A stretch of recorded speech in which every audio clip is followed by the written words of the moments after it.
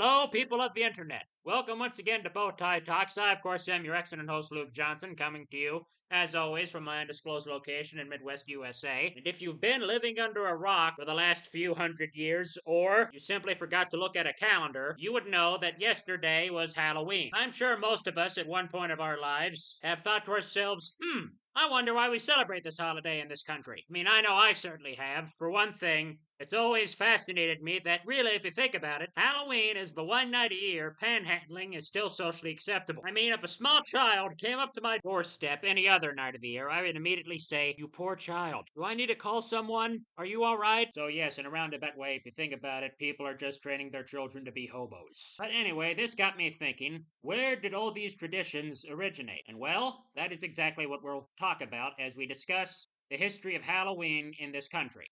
Now, the origins of this holiday are a bit foggy, as with the origins of many other holidays. However, we look to where many good things in this country have came from, Ireland. The origins of the holiday, contrary to popular conception, were not actually based around the Celtic, not Celtic. It's pronounced Celtic, it's a hard C. Get real, people. Celtic celebration of Samhain. In fact, the origins of this holiday are at the same time both Irish and American. While the Celts who came to Britain and Ireland during the 700s, I think, did celebrate a minor festival on the 31st of October, as they did at the last day of most months. However, the day we now call Halloween falls on October the 31st, because of a pope. November the 1st, for those of you who don't know, is a sacred day for us Catholics. It's a day honoring all the saints. All Saints' Day. And we have Pope Gregory the First. Let's thank for that. Thanks, Greg. The holiday was originally May 13th, but he moved it to November the 1st. And the dedication of All Saints' Day Chapel at St. Peter's at Rome. Later, in the 840s, Pope Gregory the Fourth commanded that all saints be observed everywhere, and so the holy day spread to Ireland. The day before the Feast of All Saints would be known as All Hallows Even, or Halloween in Ireland. E-E-N, is an old English word meaning before. And in those days, it didn't really have any special significance for Christians or even the long-dead Celtic pagans. Celtic pagans, there I go again. Well, in 998, Saint Odilo, the abbot of the powerful monastery of Cluny in southern France, added a celebration on November the 2nd. And this was a day for the day of prayer for all the souls of the faithful departed, and became known as All Souls Day. And it spread from France to the rest of Europe. Which now brings us to some of the Halloween traditions. Dressing up in costumes, we head not to old Ireland, but of all places, France. Medieval Europe was hit by a very bad disease called the bubonic plague, also called the Black Death, and it lost about half its population.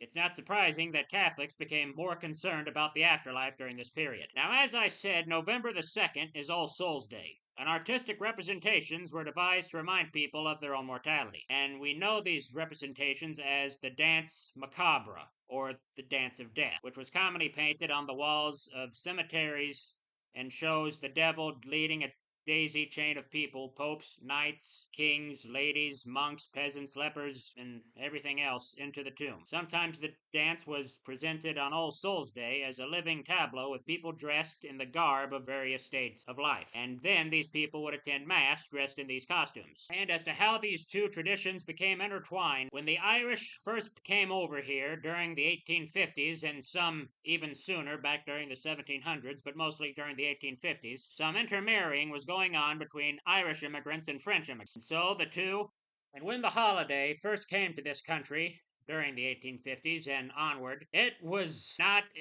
bore little resemblance to the holiday we know now. During the mid-1800s, the celebration of the day before All Saints' Day combined with an old English tradition called Guy Fawkes Night. And to those of you who are wondering, well, wait, what is Guy Fawkes Night? Let me explain. During the period of the 1500s to about the 1700s in England, Catholics had no legal rights. They could not hold office and were subject to fines, jail time, and heavy tax. It was a capital offense to say Mass, and hundreds of priests were martyred. Occasionally, English Catholics resisted, and sometimes rather foolishly. And one of the most foolish acts of resistance was a plot to blow up Protestant King James I and his parliament with gunpowder. This was supposed to trigger a large uprising of Catholics against the oppressors. The ill-conceived gunpowder plot was foiled on November the 5th, 1605, when the man guarding the gunpowder, a man named Guy Fawkes, was captured and arrested. He was hanged, and the plot, pardon the pun, fizzled out.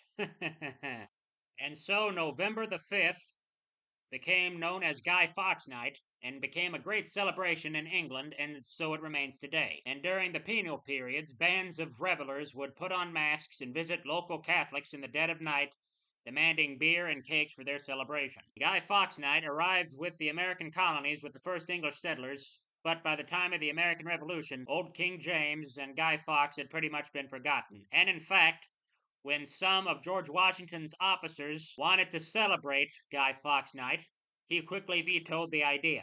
And one of the big celebrations for Guy Fawkes Night, by the way, is to take any piece of wood available, throw it into and then it would be lit in a bonfire. And when the celebration of All Hallows Eve would combine with Guy Fawkes Night, the result in this country was pure pandemonium. Now, when Halloween first really caught on in this country, it started with an old Scottish tradition of married couples taking cabbages from their garden to tell their future, which does seem rather innocent until it became popular to not own cabbages, but rather cabbages from your neighbor. And then it became custom, after stealing cabbages, to pelt the cabbages at the neighbor's house.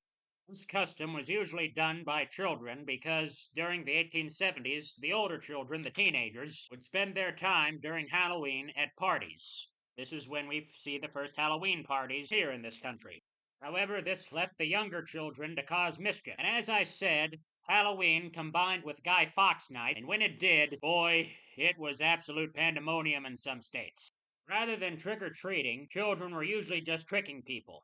They would dress up in costumes, of course. However, this is where things diverge a bit. They would knock on people's doors and sometimes either egg their houses or throw flour in their faces when they were open. And so Halloween became known as Mischief Night in some states. It became custom for the little boys of the town to take pieces of wood that they would find around and throw them into the street and then build a bonfire. Where were they getting matches? That's what I want to know. Anyway, this just goes to prove that little boys should never be left unattended.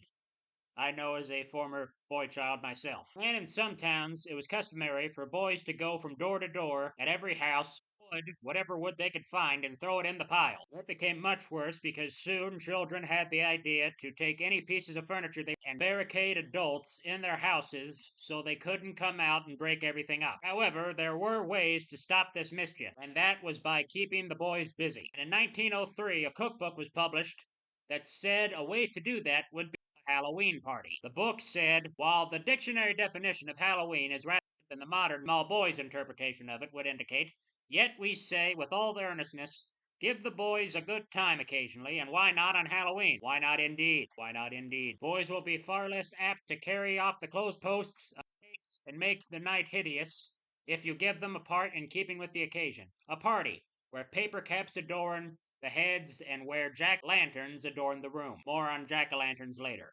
And the refreshments, the author says to include in the book, slightly from the standard fare you would now see at most Halloween parties. The author suggested bouillon de Jolly Boys, celery, kindergarten crackers, turtle sandwiches, little pigs in blankets, orange jelly, olives a la natural history, sugar off with maple syrup, not cartoons, lemonade. Now, if you're wondering what some of those things are, I'll tell you. Olives a la natural history were literally olives that were cut and sculpted to look like things from nature, like animals, eggs, and other natural things. Nut cartoons were basically just painted nuts to look like people or things, kind of like Easter eggs. And it should also be noted that during this period, pigs in a blanket did not contain hot dogs, they contained oysters. Many children who like oysters. And a cookbook from 5 really sounds more like what a Halloween party would be more like today. It suggested browning nuts, popping corn, apples and toasting marshmallows will add a great deal of pleasure to the evening. Pumpkins of various sizes should be scooped out and scraped to a hollow shell and lined with wax paper, things to eat. Should be placed in the center of the table. However, that Halloween party idea was meant for adults, not children. However, this would change thanks to a little town in Kansas. Someone might have read the suggestion on how to make the kids busy. However, this time it would be mandated, and it was written in the town of Hiawatha, Kansas, resolved that it is of this council that we endorse the efforts of the members of the Civic Improvement Club in their earnest endeavor to arrange for special entertainment for the young people of our city on Halloween, hoping thereby to check the playful yet unlawful pranks that usually result in much of the damage to the property of citizens of our city. That entire evening was filled with events that didn't even start till 9:30, which is something. Honestly, most nights when I was trick-or-treating, I was in bed by that time. I mean, even now I can probably only make it to about 11 o'clock, no, 10 o'clock maybe, at most. The evening would begin with a play put on by the children, and would then be followed by a parade. Now, this may not sound like much today, but at the time this was a really big deal for towns that were often terrorized by aliens on October the 31st of every year. Now on to one of the most familiar symbols of Halloween, the jack-o'-lantern. Believe it or not, jack-o'-lanterns did not always use pumpkins. Originally, they were turnips, and for that we have to go back to dear old Ireland.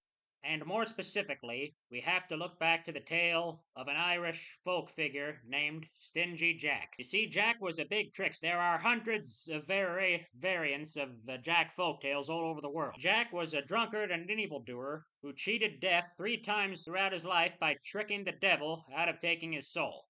Once he got the devil up a tree and promised to only if he could live forever.